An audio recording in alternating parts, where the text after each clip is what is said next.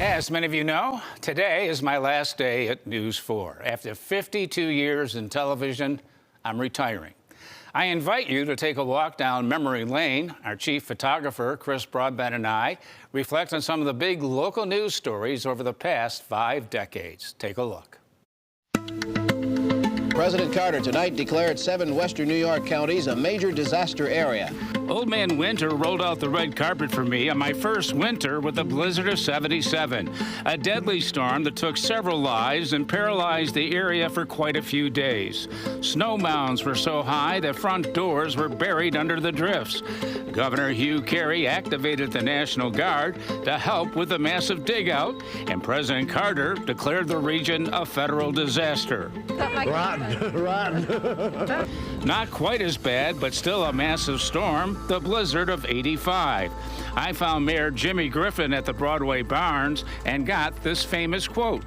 Stay home, enjoy your family, and get a six-pack. I want to know if I'll be able to grow up to be a normal man. Another major story in the late 70s was the Love Canal. Why not my 3-year-old safe? She has a birth defect now. People living in fear and concerned about their health after Hooker Chemical buried 22 tons of toxic waste. The president of the Neighborhood Association, Lois Gibbs, became a household name.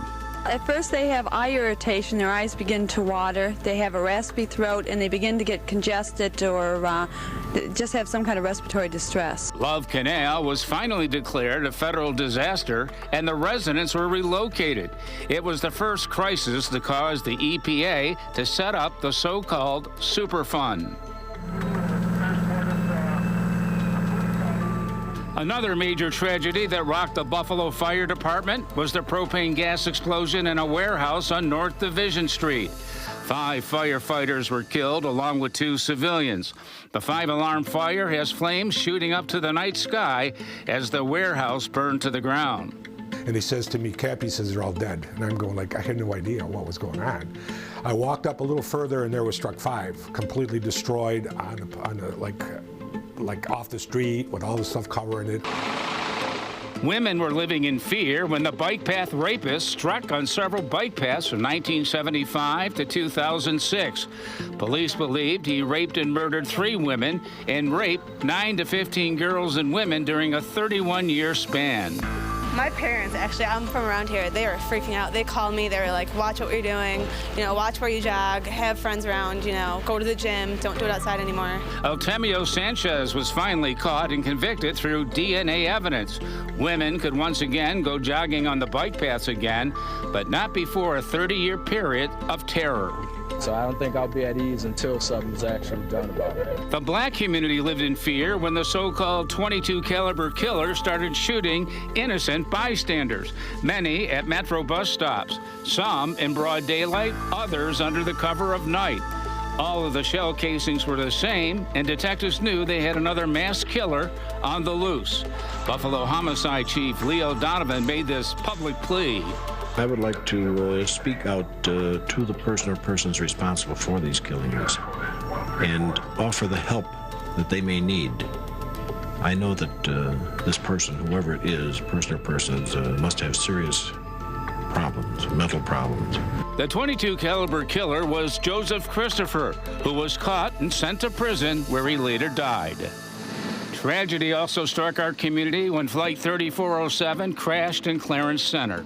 All 49 people on the plane were killed, and so was Doug Walensky, who was sitting in his dining room when the plane crashed through his house. To me, it looked like the plane just came down in the middle of the house, and unfortunately, that's where Doug was. The crash was blamed on pilot error, and the victims' families united and called for better pilot training and other safety standards that are still in effect today.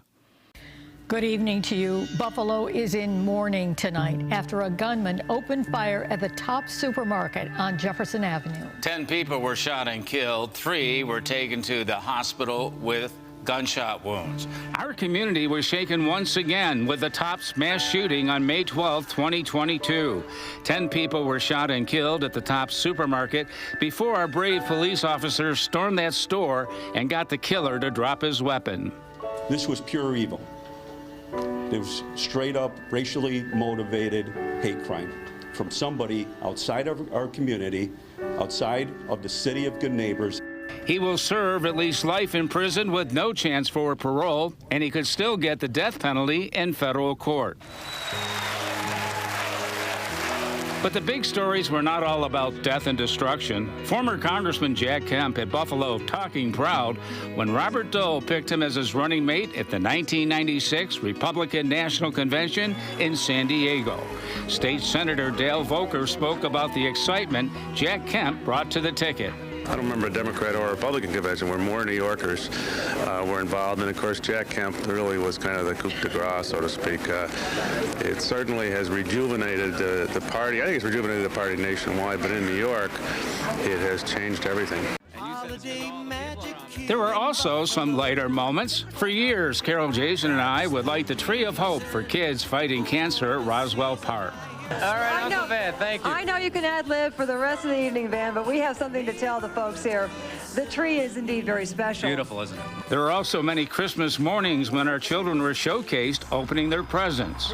Don Postles has just become a papa for the second time. Ann and I also want to express our sincere thanks to the doctors and nurses and staff at Children's Hospital, where all three of our kids were born.